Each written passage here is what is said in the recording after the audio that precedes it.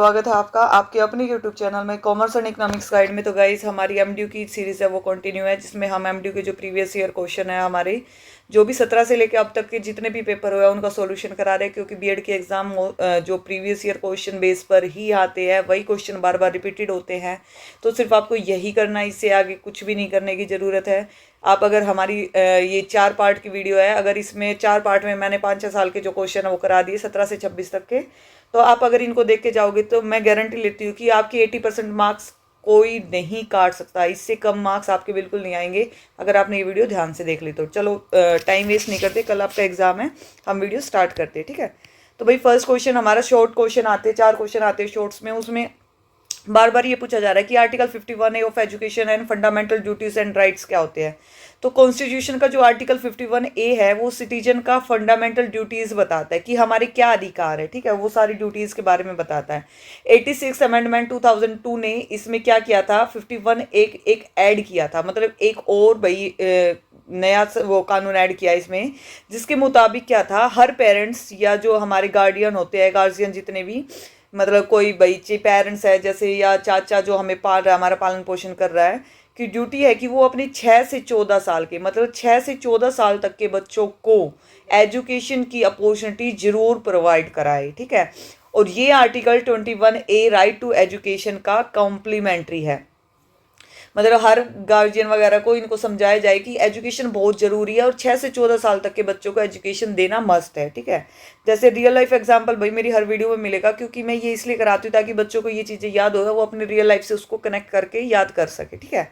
जैसे एक daily wages worker अपना पेट जो है काट कर क्या करता है, अपने बच्चों को स्कूल भेजता है, ठीक है। पेट काट कर का मतलब ये ना, काट दिया मतलब खुद भूखा रह लेगा लेकिन बच्चों को स्कूल भेजेगा, ठीक है, क्योंकि उसे पता है कि पढ़ाई करना बच्चे का क्या है, फंडामेंटल राइट है, जो कि किस में आता है, 21A के अंतर्गत आता है। और एज अ पेरेंट्स ये उसकी सबसे बड़ी क्या है, ड्यूटी है, 51A के अंदर आता है। ये सबसे बड़ी ड्यूटी है कि बच्चा स्कूल जाए और काम पर ना जाए। इसलिए भाई ये चीज़ प्रोहिबिटेड भी है कि 14 साल तक के बच्चों को आप काम पे नहीं लगा सकते। आपने कहीं भी देखा होगा, अगर इससे नीचे का बच्चा अगर काम पे कर रहा है तो आप उसकी कंप्लेन कर सकते हो, ठीक है, लीगली एक्शन होता है उसके लिए। ये था शॉर्ट क्वेश्चन। एक शॉर्ट क्वेश्चन आया था इसमें हमारा, ये 2000 शायद 19 का है, ठीक है, 19 और 22 के करा दिए, 17 24 के इनके मैंने पहले करा दिए थे। Need of national curriculum framework NCF की जरूरत कैसे पड़ी भाई, क्या जरूरत थी। एनसीएफ एक क्या है, नेशनल गाइडलाइन है जो बताती है कि स्कूल में क्या पढ़ाया जाना चाहिए और कैसे पढ़ाया जाना चाहिए। इसकी नीड इसलिए है ताकि पूरे देश में एजुकेशन का स्टैंडर्ड एक जैसा हो, रोट लर्निंग जो रट्टा मारना है, रट्टाफिकेशन कम हो जाए, और बच्चों को क्या मिल जाए, उनका ऑल ओवर डेवलपमेंट हो, ठीक है। एनसीएफ का ये वो था। जैसे रियल लाइफ एग्जांपल ले, पहले क्या था, बच्चे सिर्फ किताब से साइंस पढ़कर रट्टा मारते थे, ठीक है। तो पहले बच्चों को क्या था, किताब से साइंस पढ़ाकर रट्टा मारना सिखाया जाता था कि बुक में पढ़ा दी और फिर उसमें से रट्टा मार के भैया आप क्वेश्चन याद कर लो, कल टीचर सुन लेगा आपसे, ठीक है।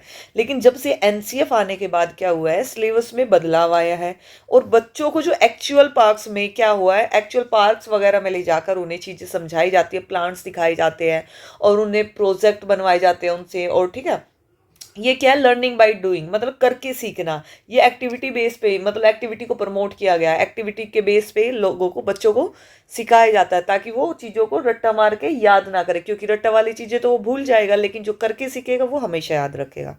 Advantage and disadvantage of 3 language formula, इसकी भाई ये शॉर्ट क्वेश्चन में आया था। ये पॉलिसी आई थी ताकि देश में भाषा का जो था नाम पर लड़ाई ना हो, ठीक है, क्योंकि लोग सोचते थे हमारी भाषा में पढ़ाई हो, क्योंकि अलग अलग भाषा के होते। तो क्या एडवांटेज और डिसएडवांटेज आई, इसके हिसाब से हिंदी स्पीकिंग स्टेट में, जैसे भैया अगर अपने स्टेट की भाषा हिंदी है, मान लो हरियाणा की हिंदी है, तो हिंदी, इंग्लिश और एक और इंडियन लैंग्वेज होनी चाहिए। इंग्लिश होगी हमारी नेशनल इंटरनेशनल लेवल की, और एक और इंडियन लैंग्वेज कोई भी हो सकती है, जैसे पंजाबी वगैरह हो सकती है, तमिल वगैरह हो सकती है। और नॉन हिंदी स्टेट्स में रीजनल लैंग्वेज हिंदी और इंग्लिश पढ़ाई जाएगी, और एक थर्ड अगर आपको लैंग्वेज करनी है तो आपकी जो स्टेट की लैंग्वेज है उसको ऐड कर सकते हो, ठीक है। एडवांटेज क्या आती कि जो नेशनल इंटीग्रेशन बढ़ता है, एक स्टेट का बच्चा दूसरे स्टेट में आसानी से जॉब या ट्रैवल कर सकता है, अगर उसकी भाषा आ रही है तो वो आसानी से कर सकता है। डिसएडवांटेज क्या हुई इसकी, बच्चों पर 3 लैंग्वेज सीखने का क्या हो गया, हैवी बर्डन हो गया, ठीक है। क्योंकि एक बच्चा एकदम से भाई ये तो सब्जेक्ट बढ़ गए, नई चीज़ें सीख रहा है तो थोड़ा बर्डन तो हो ही गया। लेकिन बहुत से स्कूल में अच्छे लैंग्वेज टीचर की कमी होती है भाई, जो नहीं सिखा पाते लैंग्वेज। तो इसकी एक ये सबसे बड़ी डिसएडवांटेज भी रही है, ठीक है। रियल लाइफ एग्जांपल चले तो अगर नॉर्थ इंडिया का एक बच्चा 3 लैंग्वेज फॉर्मूले के तहत हिंदी इंग्लिश के साथ थोड़ी बहुत लोकल लैंग्वेज समझ लेता है, तो कल को जब वो बड़ी ग्रुप मतलब ट्रिप्स पर या फैमिली के साथ फ्लाइट लेकर गोवा या साउथ इंडिया जाता है, तो क्या है, उसे ट्रैवल या कम्युनिकेशन में दिक्कत नहीं आती। क्यों? पर उसके जो ऊपर स्कूल में तीनों लैंग्वेज का होमवर्क है उसको मैनेज करने का स्ट्रेस उस पर हमेशा रहता है, ठीक है। इसका बेनिफिट भी है, जब तक स्कूल में पढ़ रहा है थोड़ा स्ट्रेस रहेगा उस पर, लेकिन आगे आने वाले टाइम में उसके लिए बहुत हेल्प होने वाली है। इसके बाद आता है how does culture influence education. भाई एजुकेशन एक टूल है जो कल्चर को एक जनरेशन से दूसरी जनरेशन तक क्या करता है, पास करता है। एक सोसाइटी की जो वैल्यू, ट्रेडिशंस और जो बिलीफ होते हैं वही उनके एजुकेशन सिस्टम, करिकुलम को डिज़ाइन करते हैं, ठीक है। उसी के बेस को ध्यान रख के किया जाता है। जैसे स्कूल में क्या है, एनुअल फंक्शन के दौरान बच्चों को उनकी रूट्स से जोड़ने के लिए ट्रेडिशनल फंक्शन कराए जाते हैं, जहाँ बच्चा ट्रेडिशनल ड्रेस जैसे लहंगा और ज्वेलरी सेट्स पहनता है और जो फोक डांस वगैरह करते हैं। तो ये क्या है, हमारी कल्चर का है, ठीक है, कल्चर ही है। अगर एजुकेशन के थ्रू अगर हम ये चीज़ें सीख पा रहे हैं तो इससे बेटर क्या हो सकता है हमारे लिए, ठीक है। अब भाई यूनिट वाइज क्वेश्चन आ गए, ठीक है। जो लॉन्ग क्वेश्चन है, ये लॉन्ग क्वेश्चन मैं इतना कराऊंगी जो कि आपके लिए बहुत इंपॉर्टेंट है, ये तो आपको करना है। लेकिन वही है, एमडी में तो पेज भरने के मार्क्स मिलते हैं, लेकिन कुछ भी कर दो ये ऐसा नहीं होता। तो आप ये करोगे, इन वर्ड्स को, इन चीज़ों को याद करके, इनको समझ के इसको और एक्सप्लेन आप कर सकते हो, क्योंकि आप आने वाले टाइम में टीचर बनने वाले हो। तो आपकी मेंटलिटी इतनी तो सेट हो चुकी है कि आपको अगर 4 लाइन आती है तो उसका आप 12 लाइन आराम से बना सकते हो, ठीक है। तो critically examine about education and socially disadvantage segment. एक और बात बताती हूँ, आप बीएड का कोई भी एग्जाम अगर आप अटेम्प्ट करते हो तो उसमें फ्लो चार्ट जरूर बनाएगा। तो कोई भी पॉइंट्स होते हैं उसको ऐसे जैसे फ्लो चार्ट बना के ऐसे भाई, मतलब ऐसे अगर आप बनाते हो, उसमें क्या है, पेज भी भरते हैं और अच्छा भी लगता है, ये थोड़ा सा अच्छा इंप्रेशन जाता है, ठीक है। पेपर को थोड़ा कलरफुल सा बनाया करो, हो सके तो कलर भी यूज कर सकते हो। भाई हम तो स्केच कलर यूज करके आते थे, ठीक है, उससे बना सकते हो। स्केच कलर नहीं, sorry, pencil colour, pencil colour लेके जाते थे, उससे फ्लो चार्ट थोड़ा सा और अट्रैक्टिव सा लगता था। तो आप भी यूज कर सकते हो, ठीक है। तो इसमें क्वेश्चन आया हमारा लॉन्ग में, critically examine about education of socially disadvantage segment. इसमें जो SC ST OBC थी, जो माइनॉरिटीज थी और डिफरेंटली एबल्ड बच्चे थे कि एजुकेशन आती है, जिसमें गवर्नमेंट इनके क्या करते हैं, इनके लिए फ्री बुक स्कॉलरशिप और रिजर्वेशन जैसी स्कीम चलाती है, ठीक है, ताकि हर बच्चा समान हो, हर बच्चा आके पढ़ाई कर सके सबके साथ बैठ के। फिर इसके बाद पॉजिटिव साइड ये है कि इनका जो इनरोलमेंट है वो बढ़ा है, और नेगेटिव साइड क्या है इसकी, ये है कि जो ग्राउंड लेवल पर अभी भी चैलेंजेस है, जैसे पॉवर्टी का, कास्ट डिस्क्रिमिनेशन का, पुअर इंफ्रास्ट्रक्चर का, जिसकी वजह से ड्रॉप आउट रेट इनमें सबसे ज़्यादा होता है, ठीक है। इस चीज़ को तो कम कर दिया, ठीक है, इस चीज़ में तो रिजर्वेशन देके सबको बराबर लिया है, लेकिन सबसे जो मेन चीज़ है, गवर्नमेंट को क्या करना चाहिए, पॉवर्टी को भी कम करना चाहिए। भाई कास्ट को खत्म कर दो, कास्ट इक्वल हो जाए, सबको इक्वल मानो, ठीक है। पुअर इंफ्रास्ट्रक्चर है, गवर्नमेंट स्कूल्स का कितना बुरा हाल है, अगर उनको ठीक करो तो क्या बच्चे ड्रॉप आउट नहीं करेंगे, अपनी स्टडी को कंटिन्यू करेंगे और अच्छे से पूरी पढ़ाई करेंगे, ठीक है। जैसे सरकारी स्कीम के तहत आदिवासी बच्चे को एडमिशन और फ्री बुक्स तो मिल गई, ठीक है, ये तो क्या था, इसका पॉजिटिव था। पर वहाँ स्कूल आने का जो रास्ता था इतना खराब है, और जो क्लास है, क्लास में जो बाकी बच्चों का बिहेवियर है वो क्या है, डिस्क्रिमिनेटरी होने की वजह से वो बच्चे क्या करते हैं, हीन भावना, इन्फीरियरिटी रखते हैं, ठीक है, मतलब एक दूसरे को देख के हीन भावना रखते हैं, इसका शिकार होते हैं, तो इसलिए स्कूल छोड़ देते हैं बीच में ही। वो क्या हो गया, हमारा क्रिटिकल इश्यू हो गया, ठीक है। आगे समझ में, इसको आप अच्छे से डिफाइन कर सकते हो कि भाई एक पॉजिटिव तो ये था कि सबको इक्वल रखो, ठीक है। इसके बाद हमारा क्या था, उसके लिए हमें ये भी तो करना पड़ेगा कि भाई रास्ते सही से बनाने पड़ेंगे ताकि बच्चे आसानी से आ सके। जो बच्चों के अंदर भेदभाव, उस चीज़ को सिखाना पड़ेगा, उन्हें मॉरल वैल्यू सिखानी पड़ेगी, है ना। इसके बाद आता है discuss the directive principle of the state policy of India constitution. Part 4 article 3651 में directive principle of state policy DPSP है। ये ऐसी एडवाइजरी गाइडलाइंस है जो सेंट्रल और स्टेट गवर्नमेंट को लॉज और पॉलिसीज बनाते टाइम ध्यान में रखनी चाहिए ताकि एक वेलफेयर स्टेट बन सके। इसमें आर्टिकल 41 राइट्स को वर्क, एजुकेशन और आर्टिकल 46 में promotion of education interest SC ST आते हैं, ठीक है। ये किस में है, हमारे जो स्टेट पॉलिसी इंडिया कॉन्स्टिट्यूशन बनाया गया। हो सकता है आपको ये लैंग्वेज समझ ना आई हो, इसलिए मैं रियल लाइफ एग्जांपल लेके आई हूँ। जब हरियाणा गवर्नमेंट अपने स्टेट एजुकेशन पॉलिसीज या एम्प्लॉयमेंट रूल्स बनाती है तो उन्हें क्या करते हैं, DPSP की गाइडलाइंस फॉलो करनी होती है कि गांव गांव तक स्कूल पहुंचे। हालांकि अगर किसी गांव में स्कूल नहीं है तो लोग सीधा कोर्ट में जाकर सरकार पर केस नहीं कर सकते, क्योंकि ये क्या है, जस्टिबल नहीं है, ठीक है। पर जो सरकार की ये मोरल ड्यूटी जरूर बनती है कि भाई हर गांव में स्कूल होना चाहिए, ठीक है। यूनिट सेकंड में क्वेश्चन सेकंड का टॉपिक है discuss main feature of national policy of education 1986। कई बार रिपीट हो चुका, चलो एक बार रिवाइज कर लेते हैं। आप देख लो, आप मेरी ये वीडियो देखोगे ना, प्रीवियस ईयर क्वेश्चन कितनी बार रिपीट हो रहे हैं आपको वीडियो में ही रिपीटेड मिल जाएंगे, ठीक है। तो कॉन्सेप्ट ये पॉलिसी एजुकेशन की जो इक्वालिटी को लेकर आई थी, भाई इक्वालिटी पे फोकस करना था। ऑपरेशन ब्लैक बोर्ड आया था इसमें, ठीक है। ये हम थोड़ा जल्दी करेंगे क्योंकि मोस्टली सभी वीडियो में भाई जो रिपीटेड है वे तो मैं बार बार तो क्या ही समझाऊंगी, आपने वो और वीडियो भी देख ली होगी और आप देखोगे भी, ठीक है। उनको नवोदय विद्यालय लाई गई, बच्चों के जो टैलेंटेड बच्चे थे, जो गांव के जो टैलेंटेड बच्चे थे भाई उनको और अच्छी एजुकेशन देने के लिए क्या किया गया था, नवोदय विद्यालय खोल दी गई। इग्नू ओपन यूनिवर्सिटी ला दी गई, किस लिए, ताकि कोई जॉब कर रहा है या फिर घर से पढ़ाई करना चाहता है वो ड्रॉप आउट ना करे, अपनी पढ़ाई को कंटिन्यू कर सके और घर बैठ के भी पढ़ाई कर सके। जैसे ऑपरेशन ब्लैक बोर्ड का स्टार्ट होने से पहले गांव के स्कूल पेड़ के नीचे लगते थे, ठीक है। वैसे पेड़ों के नीचे ऐसे बैठा के पढ़ा दिया करते थे। इस पॉलिसी के बाद जैसे बहादुरगढ़ के आसपास के रूरल प्राइमरी स्कूल में क्या है, पहली बार पक्के कमरे और क्या है, जैसे दरिया, मैट्स और खेलने का सामान पहुंचाया, जिससे क्या हुआ, बच्चे की पढ़ाई में इंटरेस्ट बढ़ा, ठीक है। लेकिन अब तो बहुत सारी चीजें आ गई है, बहुत सारी वो हो गई है, ठीक है। अब आता है explain main feature of the भाई नेशनल पॉलिसी एजुकेशन 1992। इसमें क्या था, 1986 पॉलिसी का ही प्रोग्राम है, ये एक एक्शन है, प्रोग्राम ऑफ एक्शन, ये अपडेट वर्जन है इसका। इसमें क्या किया गया था, ऑपरेशन ब्लैक बोर्ड को प्राइमरी से बढ़ाकर क्या कर दिया, अपर प्राइमरी मिडिल स्कूल तक लेके गई और जोर दिया गया कि कम से कम 50% टीचर फीमेल्स होनी चाहिए। फ्री एजुकेशन फॉर गर्ल्स और वोकेशनल कोर्स फॉर को स्ट्रॉन्ग किया गया कि भाई बच्चे वोकेशनल कोर्स भी कर सके। 1986 में तो क्या था, 5th क्लास तक के स्कूल को फायदा मिला था और 1992 की पॉलिसीज में क्या आ गया था, 8th क्लास तक के बच्चों को भी जो बेंच डेस्क वगैरह मिले थे और स्कूल में फीमेल टीचर्स की जो थी भर्ती बढ़ने लगी। ऐसे पेरेंट्स ने अपनी बेटियों को स्कूल में भेजना ज्यादा सेफ समझा। यूनिट 3 के क्वेश्चन है भाई discuss the issue related to universalization of elementary education MDM SSA and RMSA। एक बार फटाफट रिवाइज करा देती हूँ, ये क्वेश्चन मैं करा चुकी हूँ क्योंकि ये भी रिपीट है। मिड डे मील, ताकि सब बच्चे दोपहर में बैठ के एक साथ खाना खा सके और भाई उन्हें क्या है मतलब कोई भेदभाव ना हो, ठीक है। इश्यू, कई बार खाने की क्वालिटी खराब होती है, ये करप्शन होता है, ठीक है, तो उसको ठीक करना। SSA सब शिक्षा अभियान, सब पढ़े सब बड़े। इश्यू क्या आता है इसमें, एनरोलमेंट तो बढ़ गया या एजुकेशन की क्वालिटी आज भी पुअर है, बच्चे 5th में होते हैं पर जो 2nd की बुक नहीं पढ़ पाते, वो क्वालिटी डाउन है, ठीक है, इसलिए SSA।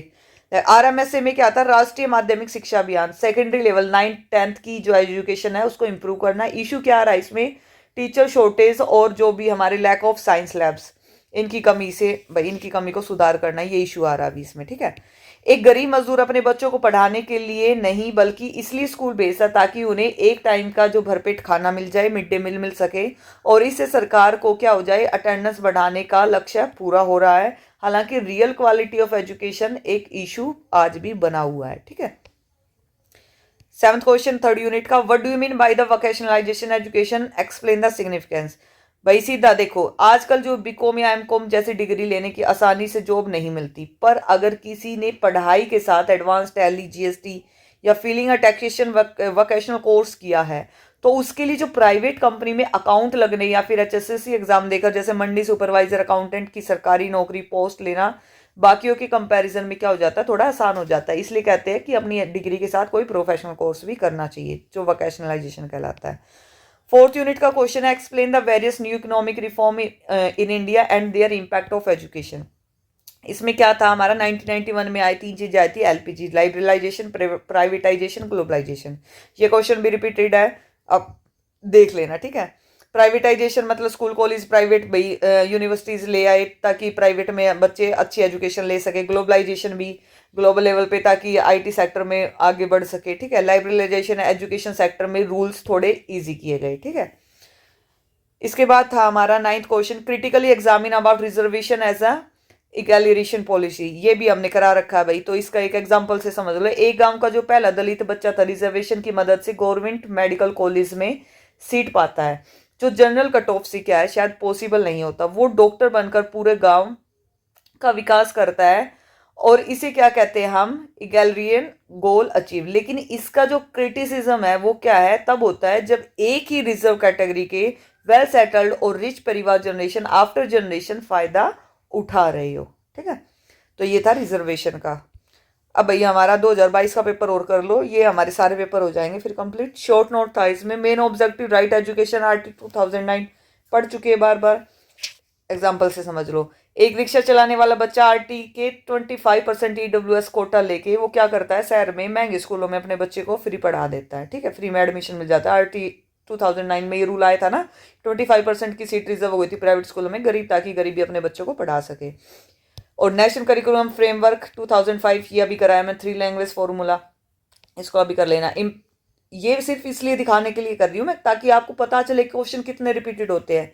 ये जस्ट मैंने अभी कराया एलपीजी का, ठीक है, अभी कराने की जरूरत नहीं है इसको दोबारा। What do you mean by the concurrent status education excellent previous implications, ये थोड़ा सा अलग क्वेश्चन, इसको देख लेंगे।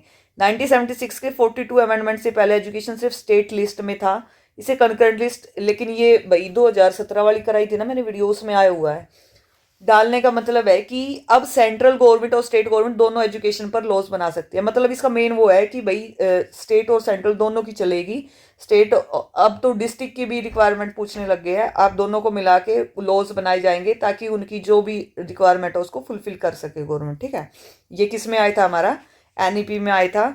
और जो भी है ये है कि देश में एक यूनिफॉर्म एजुकेशन पॉलिसी हो, लेकिन स्टेट अपने लोकल कल्चर के हिसाब से सिलेबस थोड़ा सेट कर सकता है, ठीक है। जैसे सेंट्रल गवर्नमेंट सीबीएसई का हो गया, केंद्रीय विद्यालय चलाती है, ठीक है। हरियाणा गवर्नमेंट अपनी जैसे कोई भी हरियाणा सरकार जैसे बहादुरगढ़ के या किसी के भी जो स्कूल्स हो गए एजुकेशन को इम्प्रूव करते हैं। ये तो इसके बाद आता है discuss education and fundamental right of duties, ये भी क्वेश्चन रिपीटेड है 14 और 15 इन इंडियन कॉन्स्टिट्यूशन। इसमें क्या है, 14 कहता है कि इक्वलिटी बिफोर लॉ, कानून के समान सब बराबर है, कानून के सामने क्या है, सब इक्वल है। और 15 क्या कहता है कि किसी भी सिटीजन के खिलाफ रिलीजन, रेस, कास्ट, सेक्स या प्लेस ऑफ बर्थ के आधार पर भेदभाव करने से रोका गया। ये 15 में आया। 14 में इक्वलिटी कि सबके लिए कानून बराबर है और इसमें इन चीज़ों को रोका गया। एजुकेशन में इसका मतलब है कि हर बच्चे को स्कूल में इक्वल ट्रीटमेंट और एडमिशन का राइट है, ठीक है। किसी बच्चे को स्कूल में एडमिशन देना इसलिए मना नहीं किया जाएगा कि वो लोअर कास्ट से है या वो गरीब है या वो गांव से बिलोंग करता है या फिर वो प्रिंसिपल का बच्चा है, तो इस चीज़ से वो उसको रिजेक्ट या इस कास्ट का इस चीज़ से रिजेक्ट नहीं कर सकते। ये इस 15 में ये रूल लाया गया था। Describe salient feature of the recommendation of national policy, ये भाई बहुत बार रिपीट हो चुका है, प्लीज़ इसको मैं बार बार नहीं कराऊंगी। Discuss provision made by the Ramamurti education, ये भी रिपीटेड है, ऑफ इक्विटी सोशल जस्टिस। इसमें 1990 में क्या होता है, रामूर्ति कमेटी आई थी 1986 में, पॉलिसीज को रिव्यू किया, इन्होंने कॉमन स्कूल सिस्टम लोग जो है लागू करने की मांग की ताकि जो रिच पुअर का जो गैप है वो हट सके, ठीक है। और भाई इन्होंने महिला शिक्षा थी जो उसके प्रोग्राम को भी चलाया गया था, ठीक है, वुमेन एम्पावरमेंट को भी लेके आए थे। जो डिफरेंटली एबल हैंडीकैप्ड बच्चे थे, स्पेशल एजुकेशन उनके लिए स्पेशल स्कूल वगैरह खोले गए थे, इंक्लूसिव एजुकेशन, सबको बराबर एजुकेशन दी गई थी। तो ये रामूर्ति एजुकेशन कमीशन का वो था, ठीक है। जैसे एक फिजिकली हैंडीकैप्ड बच्ची को एक एबल स्कूल में नहीं भेजा जाता, उसी के गांव के रेगुलर स्कूल में रैंप बनाया जाता है और टीचर उसके जो है बाकी नॉर्मल बच्चों के साथ पढ़ाते हैं, ताकि इंक्लूसिव एजुकेशन, इसी को बोलते हैं सोशल जस्टिस। इसके बाद थर्ड यूनिट में क्वेश्चन आता है हमारा RMSA and meaning and scope of distance education. RMSA का मतलब था जो राष्ट्रीय माध्यमिक शिक्षा अभियान, जिसे SSA प्राइमरी के लिए था और वैसे ही था ये RMSA 9th और 10th के लिए, ठीक है। इसमें क्या था, एजुकेशन को क्या था, क्वालिटी की उसको सुधार करना और नए स्कूल खोलना।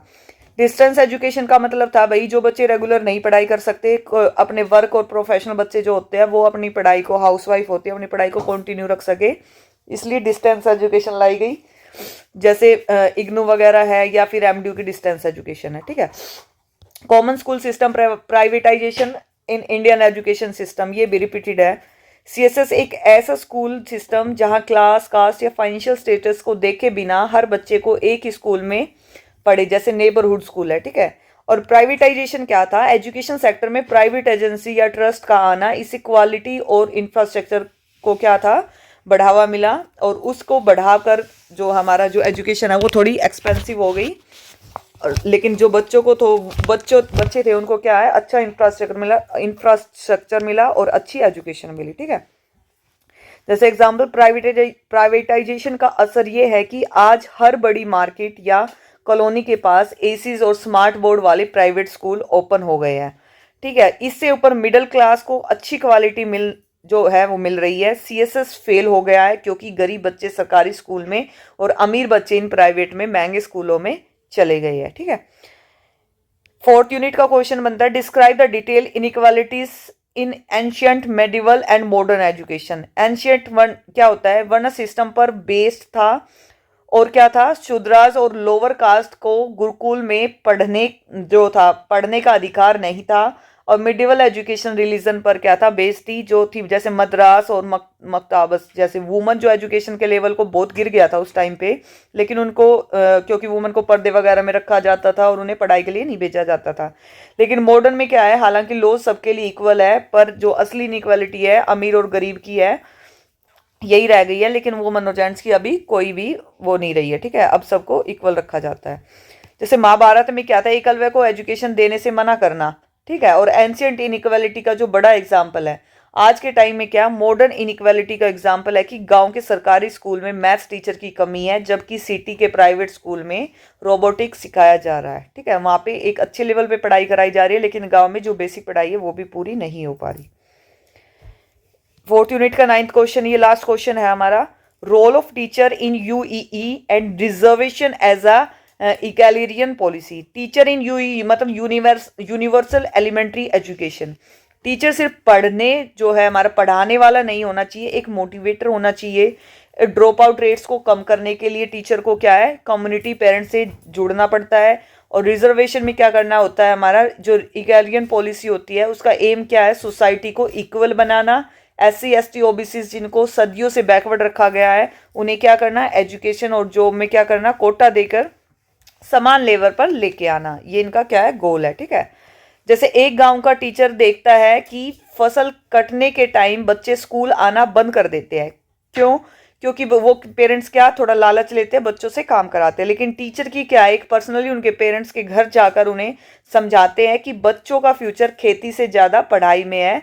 इसलिए उन्हें टीचर एक क्या बन गया उस टाइम पे? एक मोटिवेटर बन गया, ताकि वो बच्चों को समझा के स्कूल में वापस ला के आ सके, ठीक है। तो ये आपने देख लिया कितने क्वेश्चन रिपीटेड हो रखे हैं। आप सारी वीडियो देखना, ध्यान से देखना, ठीक है। ये आपके इन्हीं में से क्वेश्चन आते हैं, और इसमें से कोई आपको डाउट हो तो प्लीज़ कमेंट में बताना। चैनल को लाइक शेयर सब्सक्राइब करना। Thank you very much.